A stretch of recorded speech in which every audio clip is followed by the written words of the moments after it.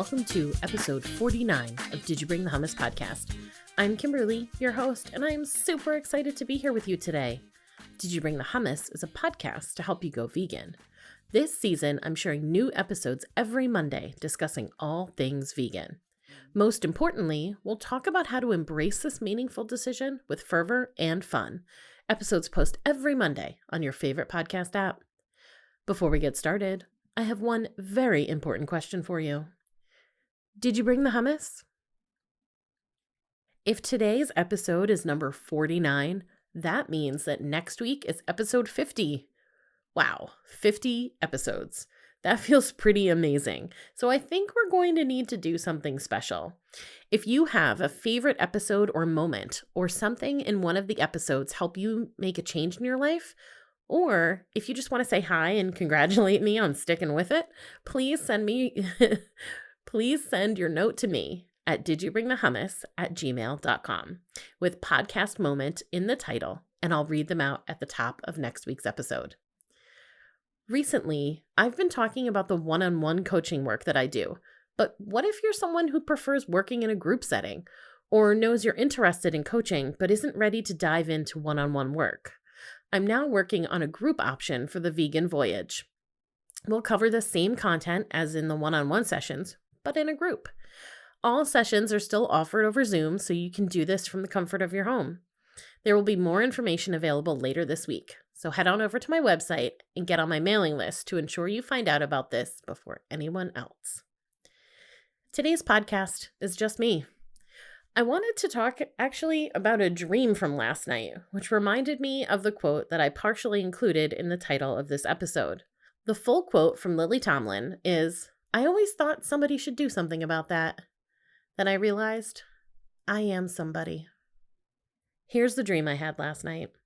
I was taking a walk with some family in a neighborhood that wasn't mine, and I came across a white cat with brown spots on her back. She was obviously injured.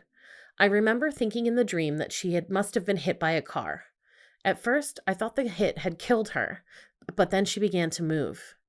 As I approached, I noticed that she was wearing a collar with a tag, and the address on that tag matched the giant home I was standing in front of. So I walked to the door and rang the bell. Someone answered, and when I mentioned their cat was hurt outside, the man who opened the door invited me in. As I expressed the urgency in getting the cat help, people in the home bustled around me. Then, a woman told me that they were getting ready for a vacation and they simply didn't have time to take the cat to a vet. She'd either be fine or not, but they were not going to miss their flight. I was appalled and tried to argue with this person.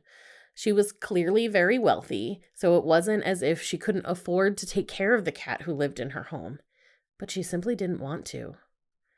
She then invited me to leave. As I got outside, I looked at my family, who seemed very concerned, and thought to myself, well, what do we do now? Then I heard that quote from Lily Tomlin. I realized I am somebody, so we carefully scooped up this cat and brought her to the vet. As she had a collar on, the vet did place a call to the home where they received guidance to euthanize the cat. I wouldn't have it, and the vet agreed. I paid for her care and found the cat a loving home. My guess is that this dream was inspired by all of the stories I've seen of late where people leave their animal companions behind when moving, drop them off at the vet to be euthanized because they simply don't want them anymore, and countless other nonsense reasons. But it was also about that Lily Tomlin quote. It was a reminder to me that when I see injustices, to speak up, to take action whenever and wherever I can, and to remind you, my listeners, that you are also somebody.